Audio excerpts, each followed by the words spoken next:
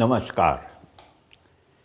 MA Hindi के इस कार्यक्रम में मैं आपके सामने एक वीडियो कार्यक्रम MHD4 से संबंधित लेकर आया हूं, जिसमें आज हम समकालीन हिंदी नाटक के बारे में बातचीत करेंगे।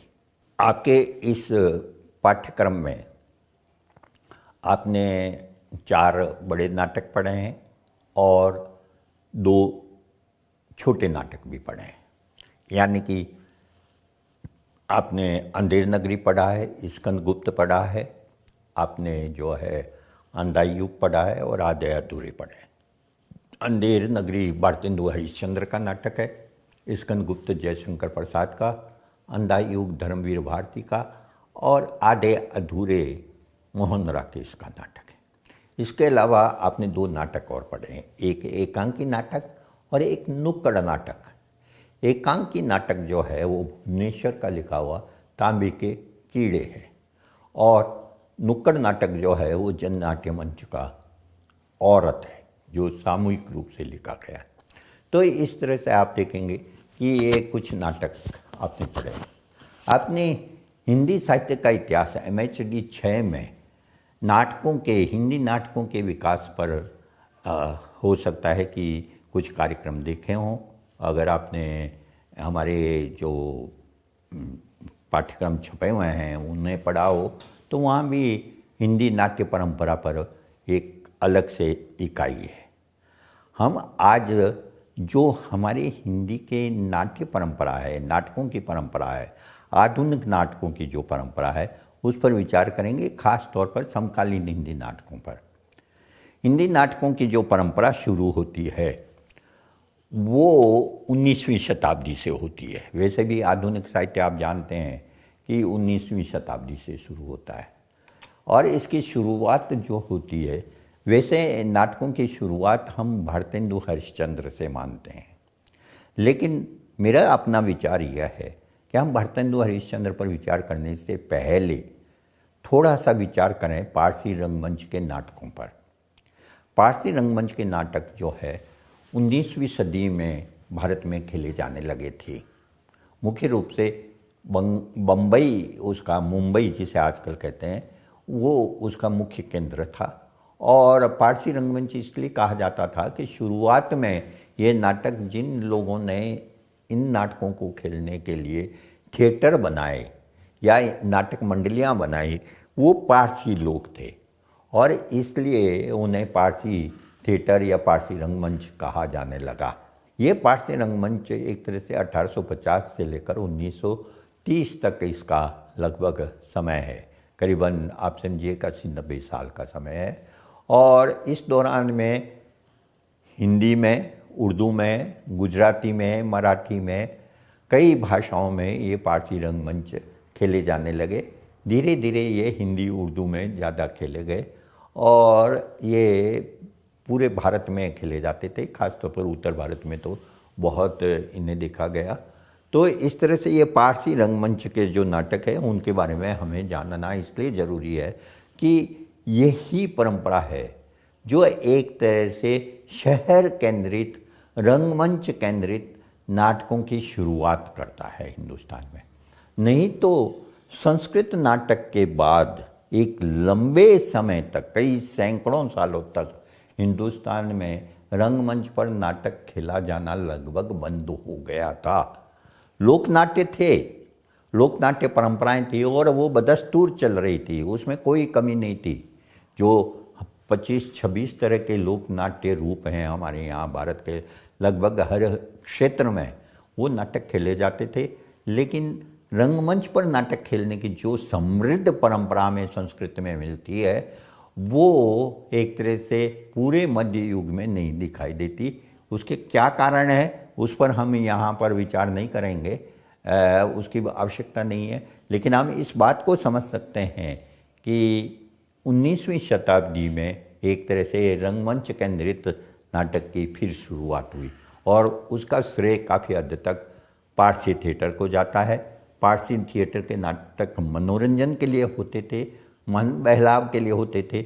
उनमें जो कथाएं हैं वो ऐतिहासिक, पौराणिक, रोमांटिक कथाएं होती थी और आमतौर पर सामाजिक समस्याओं को लेकर नाटक कम लिखे गए।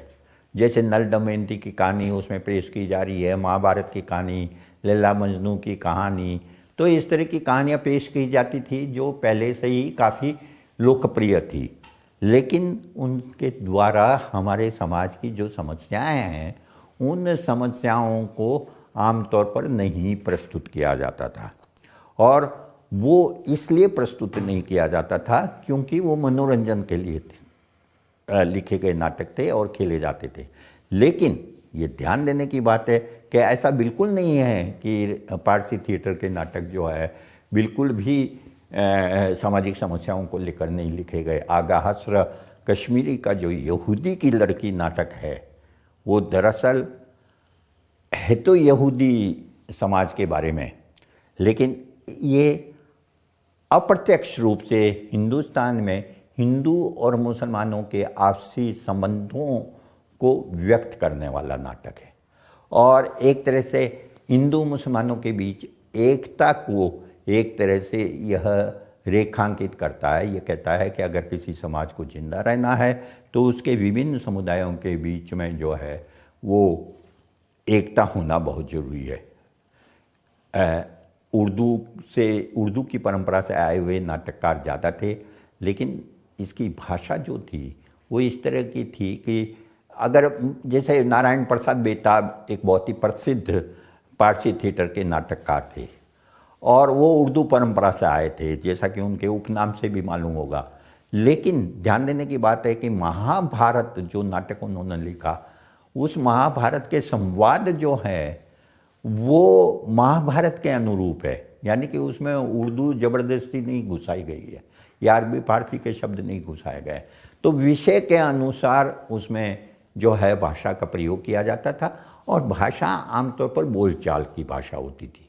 दूसरी बात यह है कि पारसी रंगमंच के नाटकों में गीतों का बहुत प्रयोग होता था, डांस का, नृत्य का बहुत प्रयोग होता था, और संवाद भी जो है वो बहुत लाउड होते थे।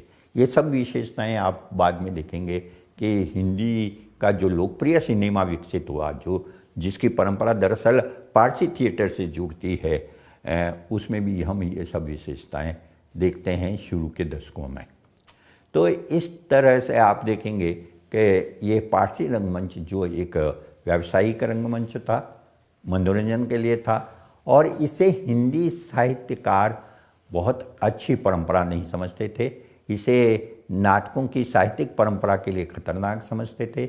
उसकी तीखी आलोचना भारतेंदु से लेकर जयशंकर प्रसाद तक सबने की। शुरुआत नाटकों की जो है साहित्य के क्षेत्र में हम देखते हैं भारतेंदु युग से हुई।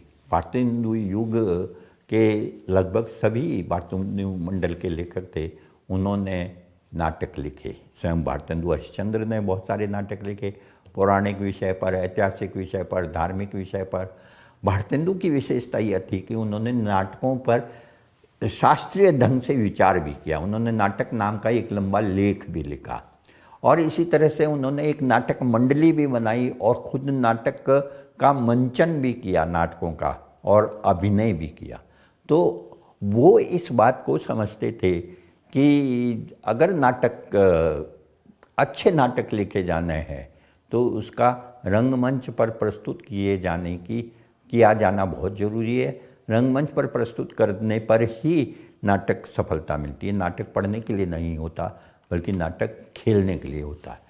भारतेंदु हरिश्चंद्र के ज़माने में भारतेंदु हरिश्चंद्र थे जिन्होंने बहुत तरह के नाटक लिखे। उन्होंने न केवल ऐतिहासिक पौराणिक विषयों पर लिखे, उन्होंने समकालीन विषयों पर भी नाटक लिखे। बालकृष्ण भट्ट थे, प्रताप नारायण मिश्र थे, लाला श्रीनिवास दास थे, राधाचरण गोस्वामी थे।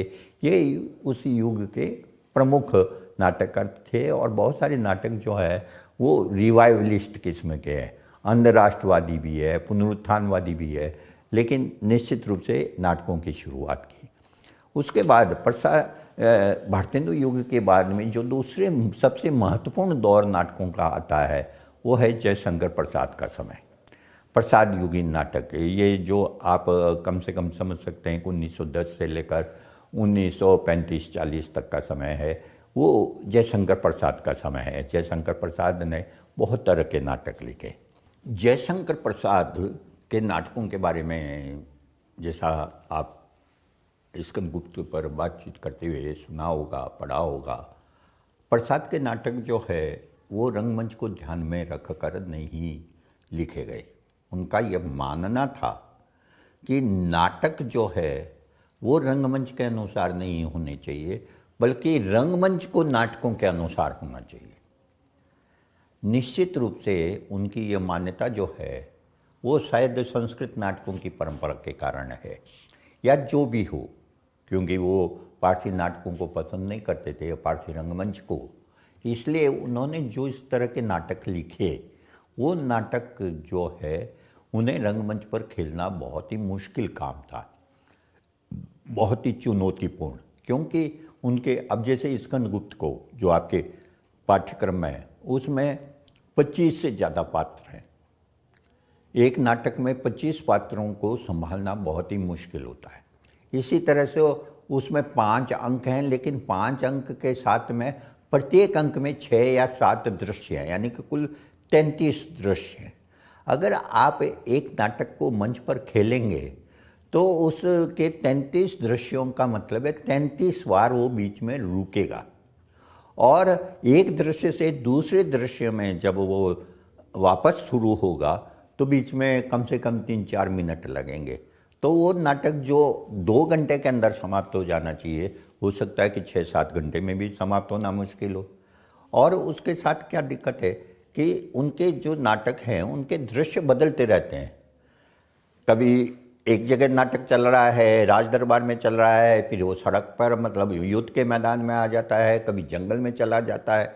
अब हर बार अगर दृश्य में इस तरह के परिवर्तन हों तो निश्चित रूप से आपको रंगमंच की जो साज सज्जा है वो भी उसके अनुरूप करनी होगी। फिर उसमें जो रंग संकेत दिए गए हैं वो रंग संकेत भी इस तरह के हैं, जैसे एक रंग संकेत में जो है बाढ़ आ जाती है और सारे पात्र बह जाते हैं। अब आप मतलब बाढ़ आ जाए या बहुत तेज़ी से पानी आ जाए और सारे पात्र बह जाए, उसे रंगमंच पर कैसे दिखाएंगे? ये फिल्म में तो संभव है, लेकिन रंगमंच पर दिखाना बहुत ही मुश्किल है। और फिर युद्ध के दृश्य, वह युद्ध जो पूरे देश को प्रभावित कर रहा है, उसे आप रंगमंच पर नहीं दिखा सकते, लेकिन उस नाटक में 2-3 बार युद्धों के दृश्य आते हैं। तो कहने का मतलब यह है कि जयशंकर प्रसाद जो हमारे नाटकों के लेखक के तौर पर साहित्यिक नाटक लिखने वाले सबसे बड़े लेखक माने जा सकते हैं, सबसे बड़े नाटक, लेकिन उनके नाटक जो हैं वो रंगमंच पर उन्हें खेलना निश्चित ही असंभव ना माने तो भी चुनौतीपूर्ण तो था ही। जयशंकर प्रसाद के बाद में दूसरे महत्वपूर्ण नाटककार हुए लक्ष्मी नारायण मिश्र, जिनके नाटकों में बौद्धिकता का बड़ा बल था और वो इब्सन आदि लेखकों से प्रभावित थे। उन्होंने बहुत सारे नाटक लिखे, मुक्ति का रहस्य, सिंदूर की होली, राक्षस का मंदिर आदि। उनके समय में और भी नाटककार थे, उदय शंकर भट्ट, हरि कृष्ण प्रेमी, भगवती चरण वर्मा, राम कुमार वर्मा, सेठ गोविंदास, गोविंद वल्लभ पंत, उपेंद्र नाथ अस्क, राम वृक्ष बेनीपुरी, ये सब जो नाटककार थे, इनके नाटक ज़्यादातर खेले नहीं गए। इन्हें साहित्यिक रचनाओं की तरह पढ़ा गया, क्योंकि आज़ादी से पहले जिसे हिंदी रंगमंच कहते हैं, उस हिंदी रंगमंच का विकास एक तरह से नहीं हुआ। कहीं इक्का दुक्का कुछ हुआ हो तो उसे कहना बड़ा मुश्किल है, और उसका कोई बहुत व्यापक प्रभाव भी नहीं हुआ। लेकिन सचमुच जिसे हिंदी रंगमंच कहते हैं, उसका काफ़ी हद तक विकास जो है वो आज़ादी के बाद हुआ। स्वतंत्रता प्राप्ति से पहले हिंदी रंगमंच का विकास नहीं हुआ। भारतेंदु ने इसकी जो कोशिश की थी वो कोशिश आगे नहीं बढ़ी, और पारसी रंगमंच के प्रति जो पूर्वाग्रह था, इसके कारण हिंदी के नाटककारों ने अपने को पारसी रंगमंच से नहीं जोड़ा। और एक और कारण भी था कि पारसी रंगमंच जैसे ही सिनेमा शुरू हुआ 20वीं शताब्दी के दूसरे दशक से, और जब सवाक सिनेमा आ गया 1930 के बाद में, तो उसके बाद में धीरे धीरे पारसी थिएटर की जो भूमिका थी, उसकी जो उपयोगिता थी, वो भी समाप्त हो गई और पारसी थिएटर लगभग खत्म हो गया। नाटक बाद में भी खेले गए, जैसे आज़ादी से पहले 1943 में जो भारतीय जन नाट्य संघ की स्थापना हुई, जिसे इप्टा कहा जाता है, उस इप्टा ने बहुत नाटक खेले और अलग अलग भाषाओं में। वो एक अखिल भारतीय आंदोलन था और उसमें बहुत सारे नाटक खेले गए। इसी तरह से बहुत प्रसिद्ध फिल्म अभिनेता पृथ्वीराज कपूर जो थे, उन्होंने पृथ्वी थिएटर्स 1944 में स्थापित किया था और वो भी हिंदुस्तान में जगह जगह जाकर नाटक खेलते थे हिंदी में। पठान उनका एक बहुत प्रसिद्ध नाटक है, किसान उनका एक और प्रसिद्ध नाटक है, और उनके सैकड़ों जो है कहना चाहिए कि सैकड़ों बार मंचन हुआ उनका। तो इस दृष्टि से ये तो नहीं कह सकते कि आज़ादी से पहले रंगमंच नहीं था, लेकिन जितना विकास रंगमंच का भाषा की दृष्टि से जो विस्तार है हिंदी का, अगर हम उसके साथ उर्दू को भी जोड़ दें, हिंदुस्तानी को भी जोड़ दें, तो उसका जो विस्तार है, उस विस्तार को देखते हुए हिंदी रंगमंच का उतना विकास नहीं हुआ। यह विकास जो है स्वतंत्रता प्राप्ति के बाद हुआ है और उसका कई कारण हैं। उसमें से एक कारण यह है कि खुद सरकार ने रंगमंच के विकास के लिए प्रयास किया। नेहरू जी के समय ही दिल्ली में नेशनल स्कूल ऑफ ड्रामा की स्थापना हुई और इस नेशनल स्कूल ऑफ ड्रामा ने हिंदी रंगमंच को विकसित करने में, उसे आगे बढ़ाने में बहुत बड़ी भूमिका अदा की। दूसरा यह है कि इस दौर में दूसरी भाषाओं के बहुत सारे नाटकों को, हालांकि इसकी शुरुआत इप्टा ने कर दी थी, लेकिन बाद में और लोगों ने भी बहुत सारे ऐसे जो नाटक दूसरी भाषाओं में लिखे गए, बंगला में, मराठी में, गुजराती में या और भाषाओं में, दक्षिण की भाषाओं में, उन नाटकों को हिंदी में अनुवाद करके उनको भी खेले जाने की परंपरा शुरू हुई। तो इस दृष्टि से देखें तो आज़ादी के बाद में नेशनल स्कूल ऑफ ड्रामा ने हिंदी नाटकों को काफ़ी प्रोत्साहित किया। बहुत अच्छे नाट्य निर्देशक उनके माध्यम से सामने आए, बहुत सारे जो है अभिनेता सामने आए। अब अब्राहम इल्का जी जैसे महान नाट्य निर्देशक थे जिन्होंने बहुत ही व्यापक प्रभाव हिंदी नाटकों पर डाला। तो इस लिहाज से देखें तो एक शुरुआत हुई। अब अगर इस दृष्टि से देखें तो 1950 के बाद कुछ ऐसे हिंदी के लेखक सामने आए जिन्होंने जो नाटक लिखे वो नाटक रंगमंच को ध्यान में रखकर लिखे, या जिनके नाटक और उनको खेलने वालों ने मिलजुल कर एक तरह से कहना चाहिए कि नाटकों को ऐसा रूप प्रदान किया जिससे कि उन्हें सफलतापूर्वक खेला जा सका। इसमें 1951 में लिखा हुआ जगदीश चंद्र के द्वारा कोणार्क नाटक था, वो उस कोणार्क नाटक के माध्यम से पहली बार एक ऐसा नाटक सामने आया जिसे रंगमंच पर बहुत प्रभावशाली ढंग से प्रस्तुत किया गया।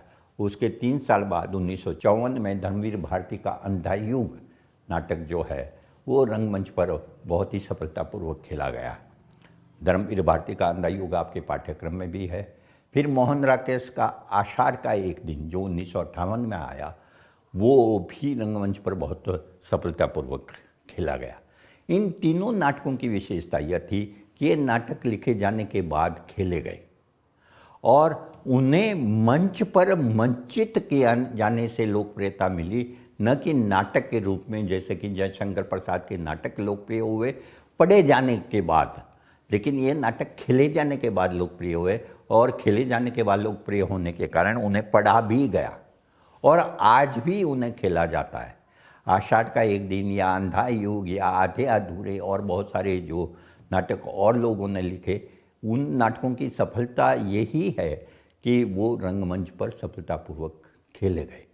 इसी दौरान में बहुत सारी ऐसे नाट्य निर्देशक सामने आए जिन्होंने हिंदी नाटकों के लिए अपने संगठन बनाए, अपनी संस्थाएं बनाई।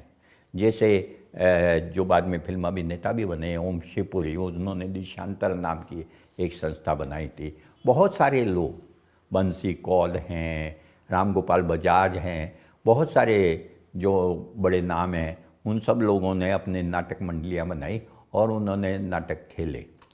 ये नाटक जो है, इनकी कुछ खास विशेषताएं हैं जिन्हें हमें ध्यान में रखना पड़ेगा। एक तो यह नाटक जो है वो बहुत साफ तौर पर अपने समय की समस्याओं से जुड़े हुए नाटक थे। जैसे आषाढ़ का एक दिन, आषाढ़ का एक दिन ऐतिहासिक नाटक है, कालिदास, संस्कृत के कवि कालिदास के जीवन पर आधारित। लेकिन इसमें जो समस्या उठाई गई है राजाश्रय की, यानी कि एक कवि को राज्य का आश्रय लेना चाहिए या नहीं लेना चाहिए, वह उसकी रचनात्मकता के लिए सही होगा या गलत होगा, यह जो विषय है, ये जितना कवि कालिदास के समय के लिए सही है या प्रासंगिक है या नहीं है, उससे कहीं ज़्यादा प्रासंगिक वो मोहन राकेश के अपने समय में था। मोहन राकेश के समय में यह सवाल लेखकों के सामने था कि क्या लेखकों को राजसत्ता के साथ जुड़ना चाहिए या उन्हें बिल्कुल स्वतंत्र रहना चाहिए। तो यह एक बड़ा प्रश्न था। इसी तरह से आप देखेंगे कि अंधा युग, अंधा युग की कथा जो है महाभारत के, जो 18 दिन तक महाभारत का युद्ध चला था, उसके 17वें दिन की कहानी है, 17वें और 18वें दिन की कहानी है, और इसके माध्यम से महाभारत की कथा कही गई है। लेकिन दरअसल उसके पीछे जो कथा है वो दूसरे विश्व युद्ध के बाद जो विश्व की परिस्थितियां बन गई थी, उन परिस्थितियों से प्रेरित नाटक है। जिस तरह से कौरव और पांडव आपस में लड़े, वैसी ही परिस्थितियां सेकेंड वर्ल्ड वार के बाद में, दूसरे विश्व युद्ध के बाद में दुनिया में बनी, जब एक समाजवादी शिविर बना, एक साम्राज्यवादी शिविर बना। एक का नेता अमेरिका था और दूसरे का सोवियत संघ था, और उनके बीच में जो टकराहट थी वो एक नई युद्ध की जो है शुरुआत का भय पैदा कर रही थी। तो एक तरफ तो सेकेंड वर्ल्ड वार जिसका विनाश हुआ, जो विनाश हुआ, आप देखेंगे कि हिरोशिमा नागासाकी का जो विनाश हुआ वो कहीं ना कहीं इस महाभारत की कथा के पीछे भी है। तो पूरा नाटक महाभारत की कथा पर आधारित होने के बावजूद वो इतना ज़्यादा प्रासंगिक है कि उसे समझने में नाटक देखने वालों को कोई भी दिक्कत नहीं आती। इसी तरह से आधे अधूरे नाटक जो है वो महानगर में जो नया मध्य वर्ग उभर रहा था, उनकी जो पारिवारिक और सामाजिक समस्याएं थी, उनको लेकर वो नाटक लिखा गया। तो इस तरह से आप देखेंगे कि ये अपने समय से जुड़े हुए बहुत ही यथार्थपरक नाटक हैं, लेकिन प्रयोगधर्मी नाटक भी है। अब जैसे प्रयोग आप देखेंगे कि जो अंधा युग नाटक है वो काव्य नाटक है, काव्य रूपक समझ लीजिए, गीति नाट्य समझ लीजिए। उसके सारे जो संवाद हैं वो कविता में है, वो गद्य में नहीं है, लेकिन उसके बावजूद वो नाटक बहुत ही प्रभावशाली है। बिल्कुल जैसे अभी हमने चर्चा की थी नुक्कड़ नाटक की, औरत के नुक्कड़ नाटक में एक लंबी कविता उसमें इस्तेमाल होती है और कई जगह संवाद जो हैं वो काव्यपरक है। इसी तरह से पूरा अंधा युग जो है उसके संवाद काव्यपरक है, कविता की तरह है। उसे आप नई कविता की भी रचना मान सकते हैं और नाटक भी मान सकते हैं। तो ये बिल्कुल एक अलग तरह का प्रयोग है। उसके अंदर जो चरित्र हैं वो प्रतीकात्मक चरित्र हैं, ठीक है, लेकिन प्रतीकात्मक चरित्र जैसे आपने तांबे के कीड़े में देखा कि तांबे के कीड़े के जो प्रतीक हैं उनका अपना कोई व्यक्तित्व नहीं है, वो प्रतीक ही है। लेकिन अंधा युग के जो पात्र हैं, चाहे युयुत्सु हों और चाहे अश्वत्थामा हो, चाहे कृष्ण हो, चाहे धृतराष्ट्र हो, ये एक साथ चरित्र भी हैं और दूसरी तरफ वो प्रतीक भी हैं, और वो दोनों चीज़ें एक साथ है।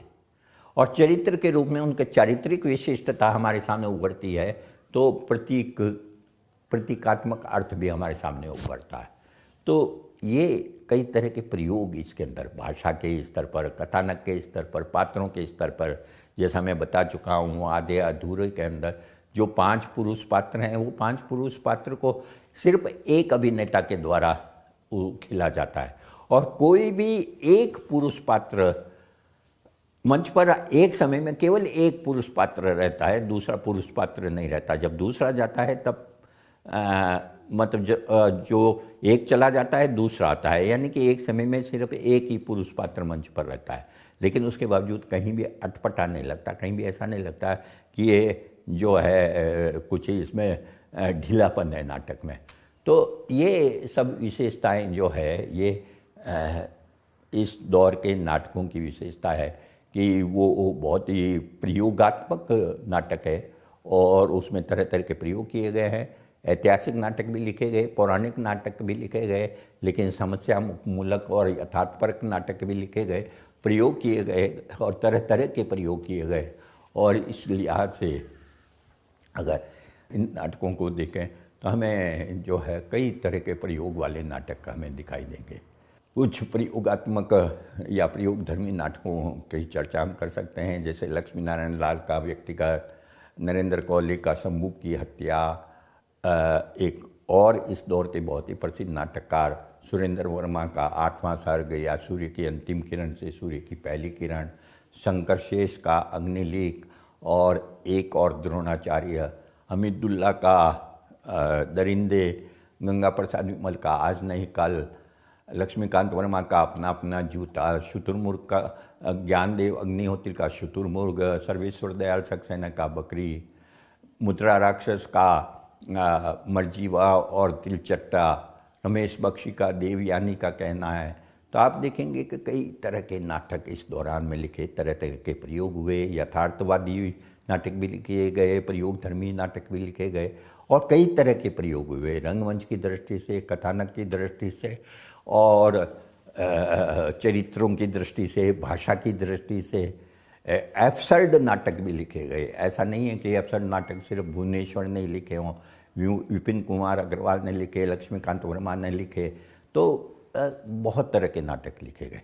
लेकिन 7वीं दशक में आकर, 20वीं शताब्दी के 7वें दशक में आकर नाटक के क्षेत्र में साहित्य की अन्य विधाओं की तरह नाटक के क्षेत्र में भी एक बड़ा बदलाव आया।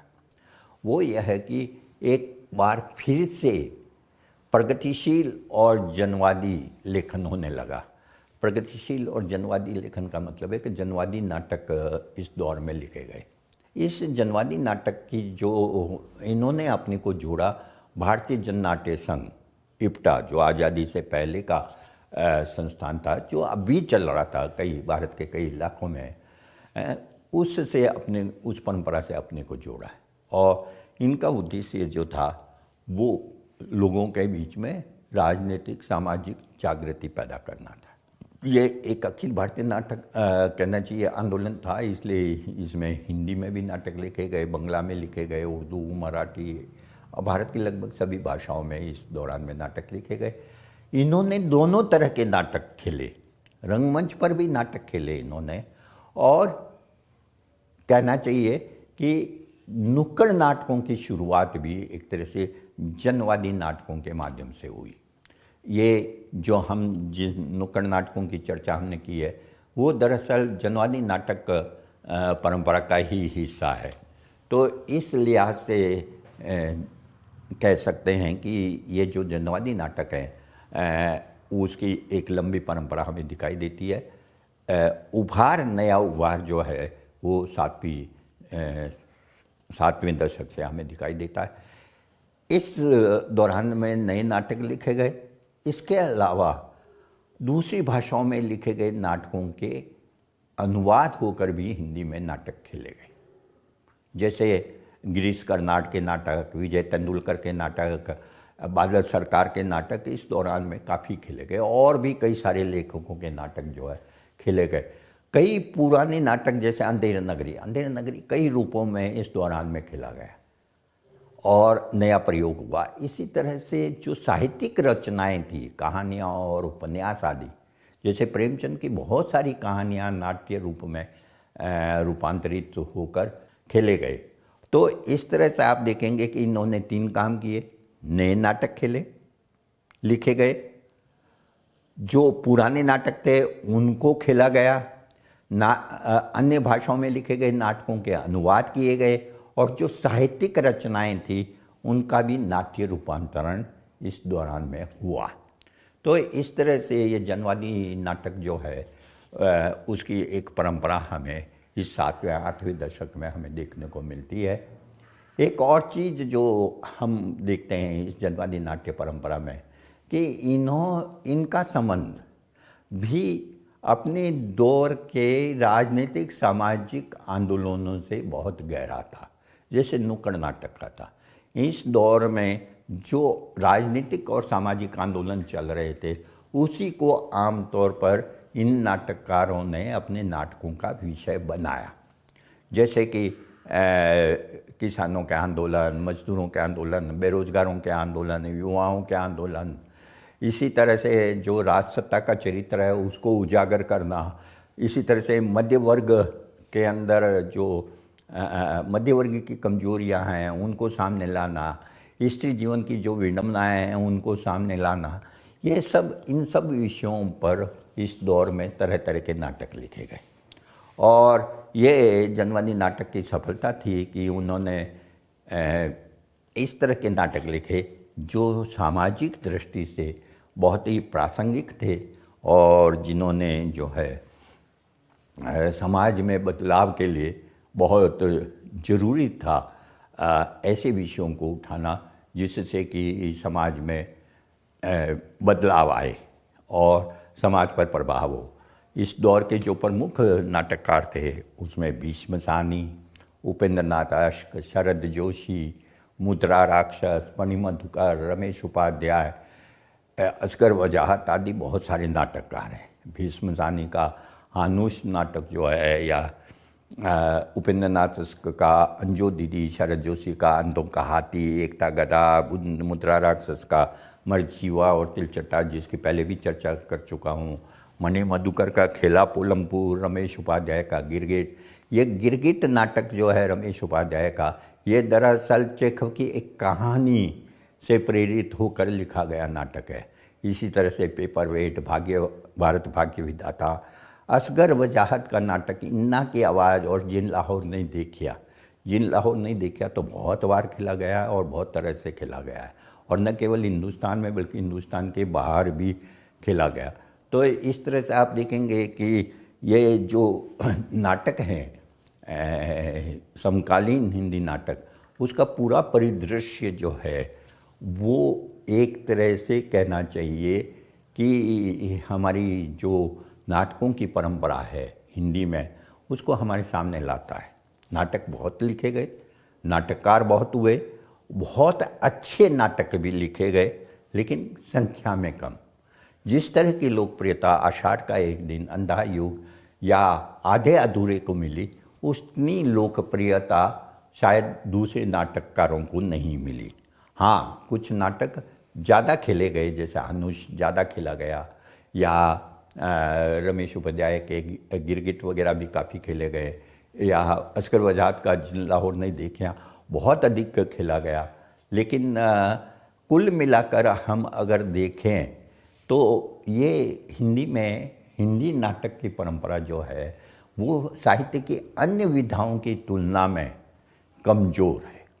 हम ये नहीं कह सकते कि जिस तरह से हिंदी में नाटकों उपन्यासों की एक मजबूत परंपरा दिखाई देती है, जिस तरह से कहानियों की एक मजबूत परंपरा दिखाई देती है, जिस तरह से कविता की एक मजबूत परंपरा दिखाई देती है, उतनी मजबूत परंपरा हमें नाटकों की नहीं दिखाई देती।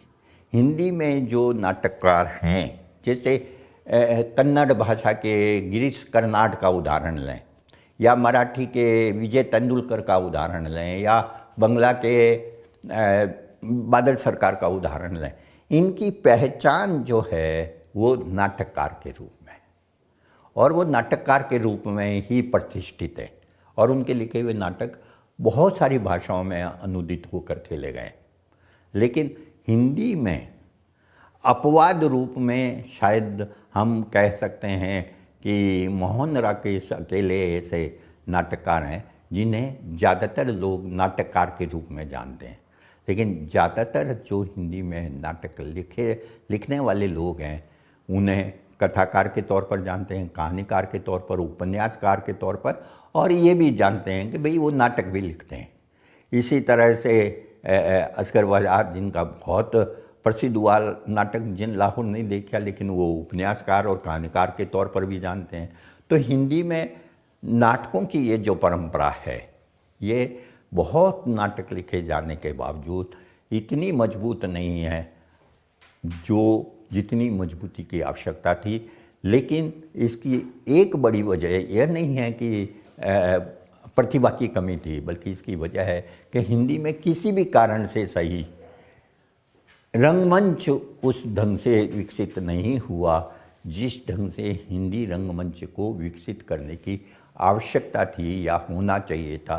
हिंदी का रंगमंच आज भी जो है अनुदित नाटकों से ज़्यादा लोकप्रिय है। हम इस हिंदी रंगमंच की चर्चा एक अलग कार्यक्रम में करेंगे। फिर भी मैं समझता हूँ कि जो कुछ बातें मैंने आपके सामने कही है उससे आप समकालीन हिंदी नाटक या हिंदी नाटक की जो परंपरा है आधुनिक युग में, उसकी एक तस्वीर आपके सामने जरूर आई होगी। आप और अध्ययन करें और इसे समझने का प्रयास करें। धन्यवाद।